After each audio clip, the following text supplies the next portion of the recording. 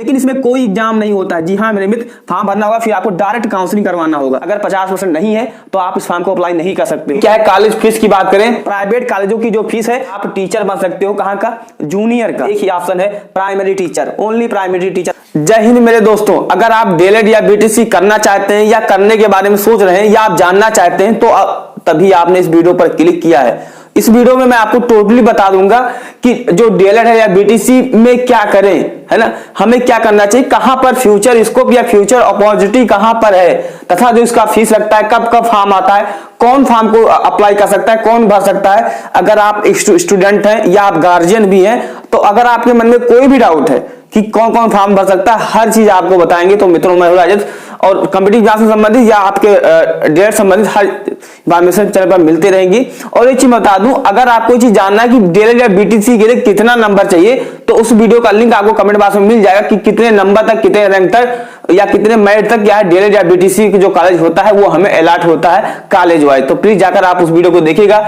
Link comment box में मिल जाएगा। देखिए सबसे पहले बात करते हैं बीटीसी, जिसे हम डीएलएड के नाम से जानते हैं, या बीएड में क्या करें उसको चीजें समझेंगे। पहले हमें ये समझना होगा कि एडमिशन प्रोसेस क्या है, कैसे कैसे हम एडमिशन पा सकते हैं, चाहे आपका बीएड हो या बीटीसी हो। तो पहले बीएड का समझिए। बीएड में पहली बात तो फॉर्म आएगा, कब आएगा वो आपको हम बताएंगे। फिर क्या होगा, एंट्रेंस एग्जाम होगा। एंट्रेंस एग्जाम होगा, उसी के आधार पर आपकी क्या होगी मेरे मित्र, काउंसलिंग होगी। क्या होगी? काउंसलिंग होगी। फिर आपको क्या है, एडमिशन में जिनका रैंक अच्छा रहेगा यानी रैंक कम रहेगा उनको कॉलेज मिलेगा, उन्हें क्या है कर लिया जाएगा, चाहे आप गवर्नमेंट कॉलेज में है, जैसे भी होगा तो आपको बताएंगे। फिर जो नेक्स्ट है क्या है, बीटीसी।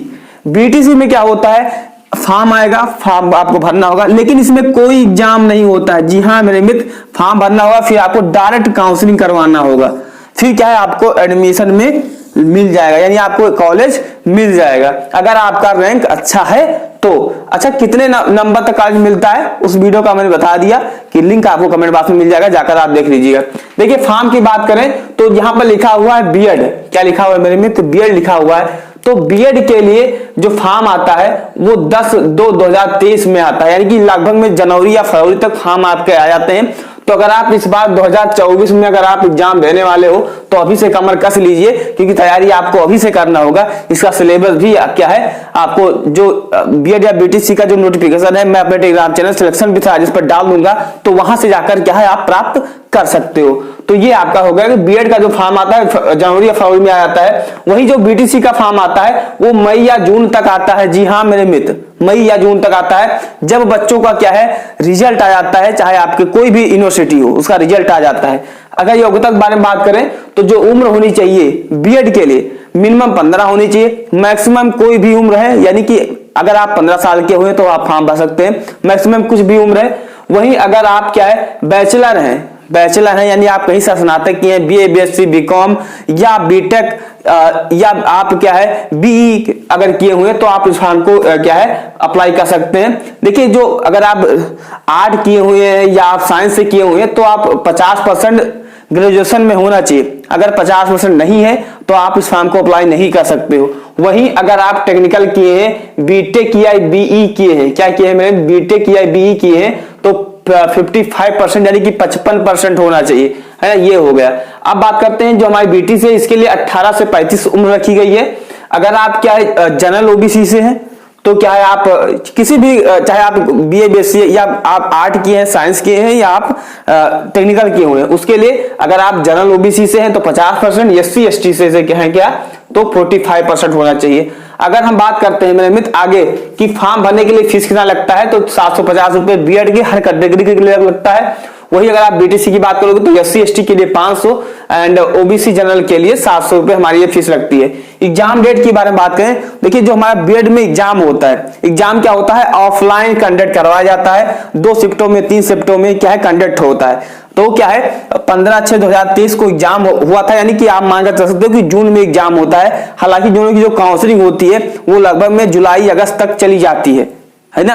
तो काउंसिल सेम में होती है लेकिन इसमें एग्जाम होता है, तो इसी कारण से जो फॉर्म आपका पहले आ जाता है। सेंटर की बात करें तो जो सेंटर होता है वो टोटल यूपी में 75 जिले हैं, सभी जिले में होता है। आपको समय समय पर नोटिफिकेशन दिख रहा होगा साइड में।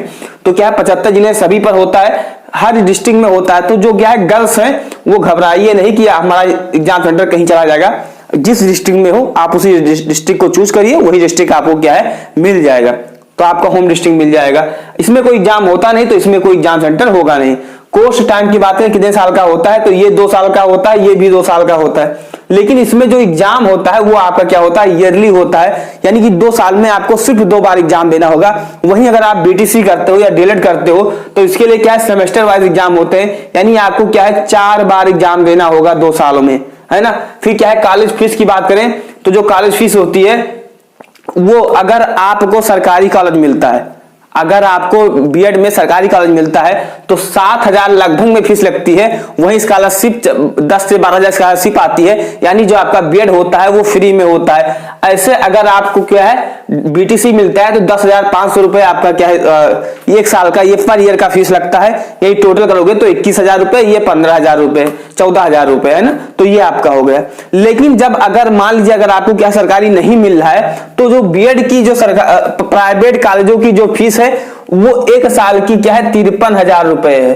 कितना है मेरे में 53,000, वही दूसरे वर्ष की है 35,000 रुपए, अगर 2023 की हम बात करें। वहीं अगर आप क्या है डीएलएड या बीटीसी में प्राइवेट कॉलेज में एडमिशन लेते हो तो उसकी 1 साल की जो फीस है वो 41,000 रुपए सरकार ने तय किया हुआ है। हालांकि कॉलेज वालों पर डिपेंड होता है, वो 30 में भी कर देते हैं या आपसे 50 में करते हैं, ये कॉलेज पर डिपेंड होता है। लेकिन जो सरकार तय करती है निजी कॉलेजों का, निजी विश्वविद्यालयों का, वो 41,000 रुपए होता है।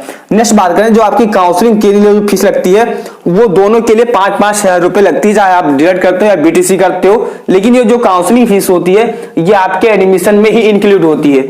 जैसे 5,000 रुपए आपने काउंसलिंग का किया तो अब आपका 5,500 रुपए आपको एडमिशन में देना होगा, यानी ये टोटल देना होता है, दोनों में से सिर्फ एक बार आपको देना होता है। देखिए जैसे आप 7,000 रुपए आपका है तो 2,000 रुपए और आपको देना होगा। जो आपकी 5,000 रुपए काउंसलिंग फीस है ये इसी में क्या है कंडक्ट होती है, जुड़ती है।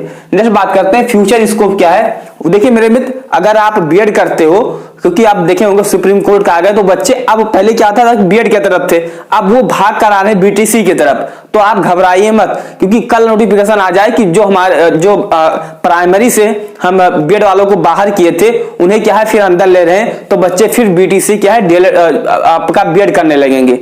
तो जो आप अच्छे से करिए, किसी से और पूछ लीजिए, समझ लीजिए, तब आप करिए। लेकिन मैं आपको बता दूं स्कोप क्या है, तो आप अगर आप बीएड करते हो तो आप टीजीटी की जो वैकेंसी है उससे आप भी भर सकते हो, है ना।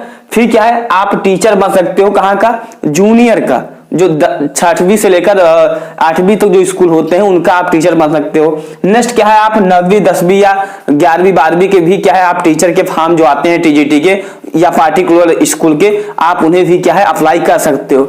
लेकिन वहीं अगर आप क्या है बीएड बीटीसी करते हो तो बीटीसी में सिर्फ आपके पास एक ही ऑप्शन है, primary teacher, only primary teacher आप बन सकते हो। इसमें कोई टीजीटी, इसमें कोई पीजीटी, इसमें कुछ नहीं आप कर सकते हो, है ना।